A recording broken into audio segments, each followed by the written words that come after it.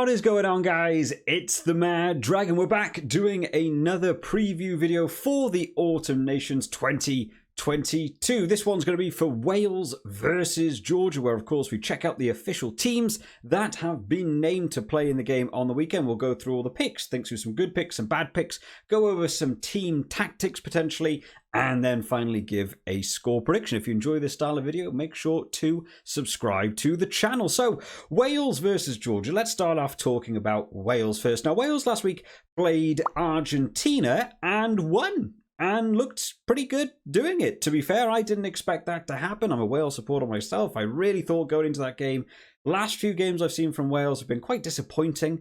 Not really getting going in any direction. We saw them lose to Italy in the Six Nations, which was a bit of a blow for them. I felt like their summer tour wasn't the best.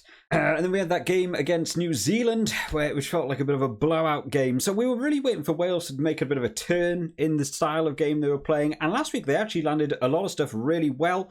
A lot of the players performing to a much better extent. Handling looked better. The style of play looked better. The attack looked much more aggressive. Defensive on the line looked better. There were still issues. There's still things to improve going on into this game, especially with some more injuries to add to the list in Wales. There seems to always be an endless list of injuries in Wales. But the team is on an improvement. Being able to beat Argentina was a big positive for them. So moving into this week, let's check out the Wales team that's been announced. So in terms of the team then, now Georgia, I think it's fair to say you probably wouldn't rank Georgia at the same level as Argentina. A lot of people would think Georgia are probably a little bit lesser ranked than Argentina, but Georgia is still a hard team. I feel like we see Georgia play quite a lot in the Northern Hemisphere, and they always bring a good game. If you remember back in the Autumn Nations Cup a couple of years ago, they gave a couple of teams a real big run around. They're really looking to try and improve their game. So a couple of changes been made here, and there's probably some good reasons why. So take a look at this front row. We have Gareth Thomas, Ken Owens, and Dylan Lewis. Now this is the same pack that went up against Argentina. If I remember rightly, the scrummaging was looking pretty good from Wales, to be fair. They weren't really getting mullered over. When you think of an Argentinian pack, you think they're going to come for you full force. They were looking pretty good.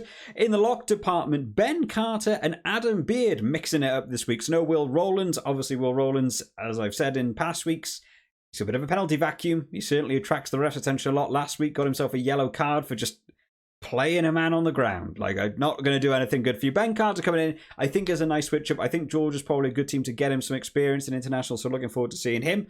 In the back row, Jack Morgan comes in the number 6 shirt, having a fantastic game last week. Obviously, Lydiot's now going out with another injury, so a bit of a shame for him, so we won't be seeing him this week. But Jack Morgan coming in is a very useful player. Justin Tipperick retains that number 7 shirt and captaincy, and Josh McLeod finally gets a chance to get onto the pitch in his Wales jersey. His name has been circling the Wales international team for a while, and every time it feels like he's about to get there, there's an injury issue, there's a problem for him not to be able to play. So he's finally getting on. I know a lot of people probably wanting to see Talupe Faletau here, but I think giving him the start against like a Georgia side, I think is a good game. Again, it's a good way to introduce players into a high level of international rugby, get them some game time from the off. I think it's a good move.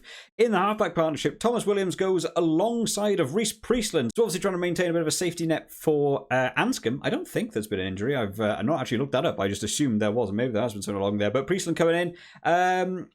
Yeah, last week just sort of held the ship. I don't think he made, a change in the game. I don't think Priestland came on last week and really shifted it up, but he's doing some good choices. There's a couple of kicks he's doing which seem to be a bit aimless and not really going anywhere. A couple of decisions he's making are good for him, so a bit 50-50, but, I think he should be able to hold out well. In the centre partnership, Owen Watkin and George North. Nearly the centre partnership I ask for every week, but hey, Owen Watkin coming on at 12. You've got a bit of defensive style there. George North's defence last week was actually pretty good. Got a couple of penalties against him, but it was trying to do something very defensive, and just the ref, maybe a bit 50-50 on a couple of them. But attack looking good for George North, not just running forwards anymore, actually trying to hit little gaps, trying to find lines, carrying meters, aggressive. That's what we want to be seeing from someone like George North. He's a big unit. Make the most of him. I think it worked a little bit better last week, and Owen Watkin, just again, good support there in your inside centre.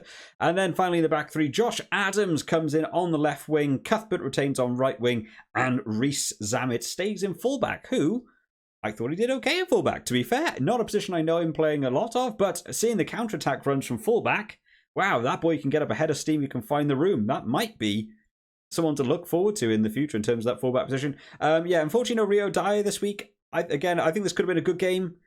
to keep Rio Dyer, get him a bit more experience in there. We sort of know what Josh Adams brings. I imagine when you look towards a World Cup, I imagine Josh Adams' name is probably already on that sheet. I'd take a lot for people to already overstep him. Can cover wing, can cover fullback. He's a high standard player. I'm not really sure what putting Josh Adams on against Georgia does for you. Maybe just to test his fitness, see where he's at. I know he's had a few knocks here and there.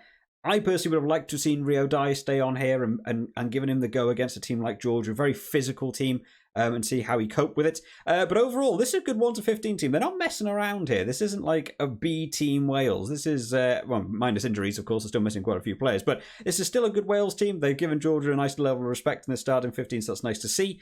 In the replacements, they have Bradley Roberts, Rodri Jones, and Sam Wainwright coming on in that second half. A bit more of an experimental set of forwards, but I feel like a lot of people might be happy to not see Ryan Elias there. Again, the line-out situation with Ken Owens in has been really good. The line-out system sorting itself out fixes so many other areas for Wales. Ryan Elias still not quite there. Put Bradley Roberts in. Why not? Give him a shot. See how he gets on. Rest of the replacement forwards then. David Jenkins alongside Salupe Faletau. I've got a feeling we might see a try from Faletau later in that game. Bringing on Faletau full stamina in about the 70th minute or something. You might be able to see that man out on the wing scoring a try. So, we'll see how he gets on in that later game. But again, I think it's the right call to put McLeod on, get him into this game.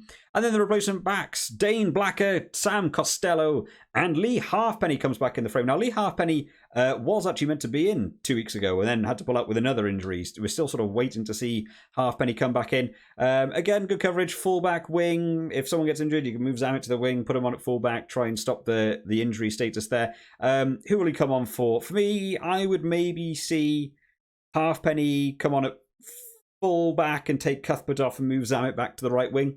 That might be the route I go for there. But a lot of lesser cap players in here, which is nice little sprinkling of different style players. That's what we've sort of been asking for in Wales for a little bit of time. Building towards the World Cup, you've got to have more and more new names in there, not just the same 15 and hope you don't get injuries. So I kind of like this mix-up. I think this is a good team. On to Georgia then, who lost to Samoa last week. I checked out the highlights of that game. I couldn't find it live. I don't think it was even broadcast in the UK anyway, but I checked out the highlights. Some interesting tactics used by Georgia. They have very different games, but I was quite surprised that they lost to Samoa.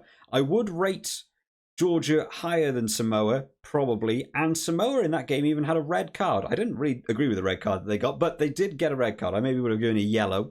But a 14-man Samoa team towards the end beat Georgia, which did take me by surprise. I really thought they would have sealed out that game. Not to say that Georgia are playing bad. The tries they're scoring, the way they are playing is brutal. One of the tactics we've seen them use a lot now is this crash ball technique. Now, where you have some teams where they like to see right up on the try line and they might pop a pass to someone who's got a bit of speed behind them and they crash into the line, Georgia seem to do that from about 10 feet further back.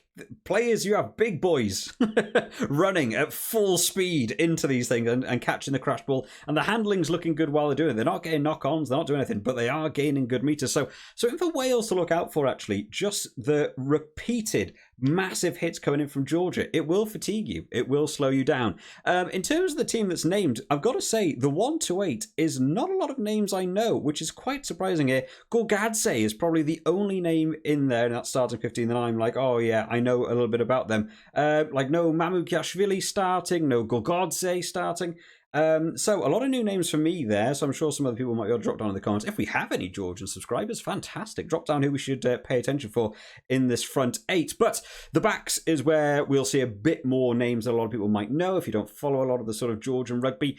In the halfback partnership then, Lobjanidze alongside Abjanzadze. Now these are two names that are hard to say when you're based in the UK, but they're also two very good players. I'd probably say these are the starting halfback partnership now for Georgia.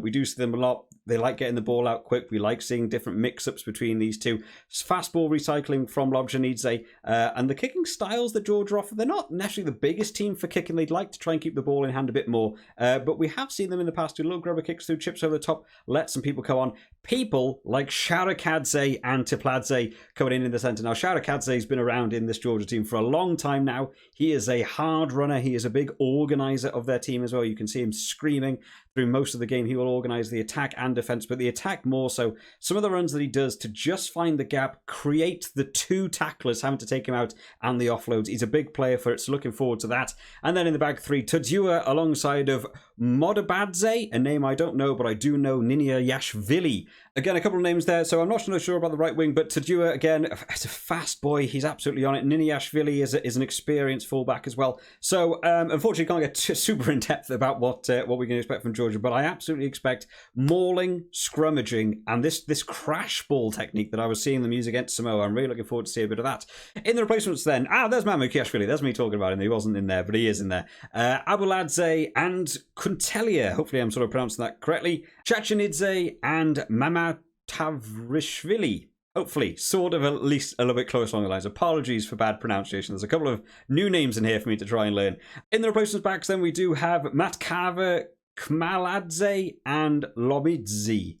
So hopefully they're sort of correct. I can't tell you a lot about these lads. Unfortunately, the names I'm sort of knowing in this team are pretty much from 9 to 15. So we'll have to see how they got on. I'll be trying to pay a special attention in this game too. So pronunciations of the names and trying to learn a little bit more about the way Georgia play. I feel like we get to see Georgia play quite a lot in the Northern Hemisphere team, but the amount of people that go through their team and recycling and new players come in is quite a lot of players. So it's kind of hard for me to slowly learn names. We don't get to see them often enough that I learn about them, but we do see them often enough that I get to learn a little few of the names there. So in terms of a score prediction then, what do we think? Now, the last time I think I remember watching Wales versus Georgia, I think was in that Autumn Nations Cup. And I think Wales won that weirdly comfortably. I think it was something like 21-0 or 25-0 or something. I think it was a bit of a weird score. So I'm going to be back in Wales for this one. I think Wales have actually put out quite a big team for this one. There's a couple of names on that Georgian side I don't know. So I'm going to say Wales to win. And I'm going to say Wales to win by 15, I think is what I'm going to go for. That's going to be my prediction, guys. But of course, make sure you do leave your thoughts down in the comments, whether it's about the team or the score prediction yourselves. And make sure you are putting those score predictions up on the Super Brew before the end of the weekend. We'll be going over those results on Monday. If you've enjoyed this video today, guys, remember to leave it a like. We will be doing a bunch of other preview videos for the games on the weekend coming out on the channel. So make sure you are subscribed to keep up to date with the latest videos as they come out. I hope you've all enjoyed today, guys. I will see you all next time. Bye-bye.